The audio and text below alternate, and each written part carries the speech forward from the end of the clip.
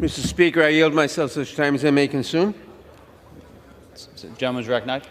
Mr. Speaker, despite the bill's title, H.R. 115 is not really intended to address midnight rules, but rather is an effort by our Republican colleagues to advance their anti-government deregulatory agenda under cover of darkness.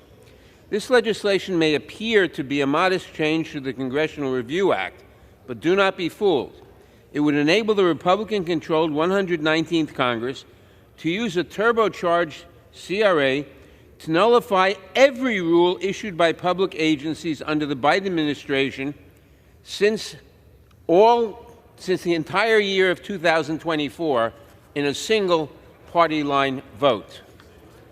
Under the CRA, if a rule is overturned, agencies are forever prohibited from considering, without new congressional authorization, a substantially similar, in quotes, rule, an unreviewable, vague, and harmful standard that would undermine agencies' statutory missions.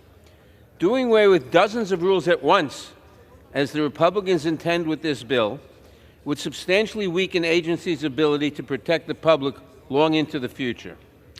While historically the CRA has been used sparingly, after Donald Trump's first inauguration in 2017, the Republican-controlled Congress used the CRA to repeal 16 rules issued by the Obama administration, an all-time high. Critical rules on teacher training, internet privacy protection, and the prevention of water pollution from coal mines, among many others, were all repealed over a few short weeks. But it seems that Republicans have even bigger ambitions for their next deregulatory spree as they pursue their unabashedly anti-government agenda. Rather than consider agency rules on their individual merits, they want to package as many rules as possible into a single resolution to eliminate them all at once with little debate or deliberation over the merits of each individual rule. The results of this single vote could be catastrophic.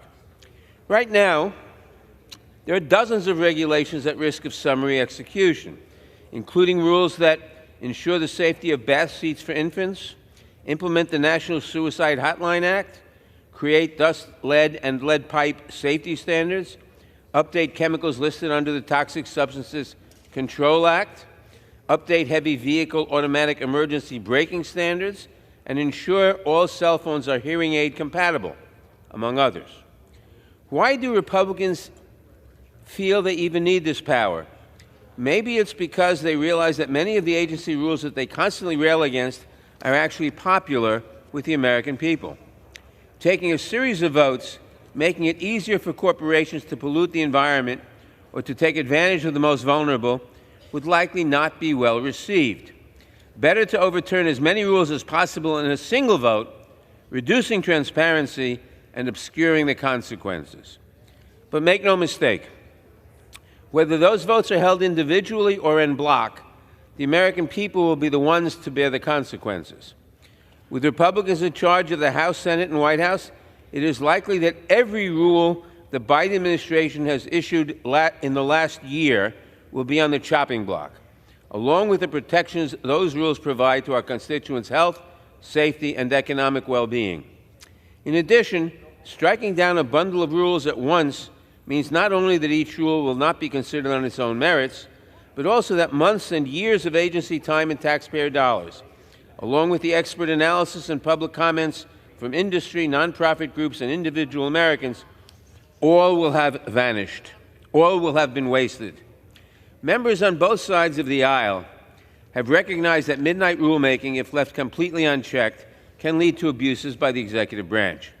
But true midnight rules are rarely issued, and there is already a look-back period under the CRA to address rules promulgated at the end of any congressional term.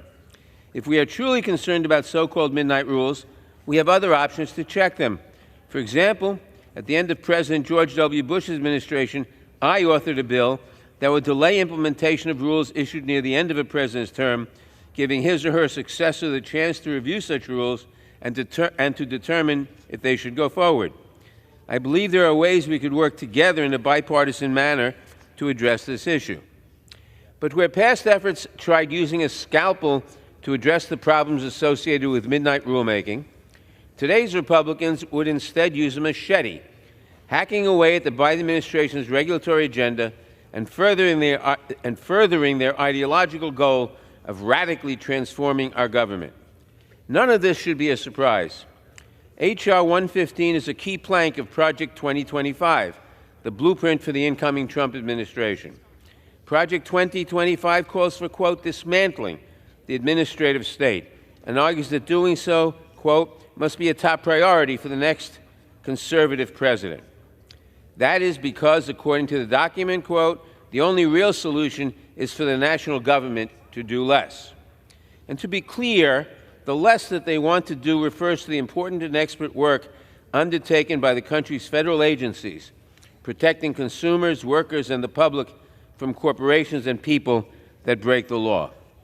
We should reject any backdoor effort that would eviscerate vital regulations, would open rules and protections to even more political interference, and could prevent agencies from ever working on similar issues again, all with just the most cursory examination by Congress. I urge all members to oppose the Midnight Rules Relief Act, and I reserve the balance of my time.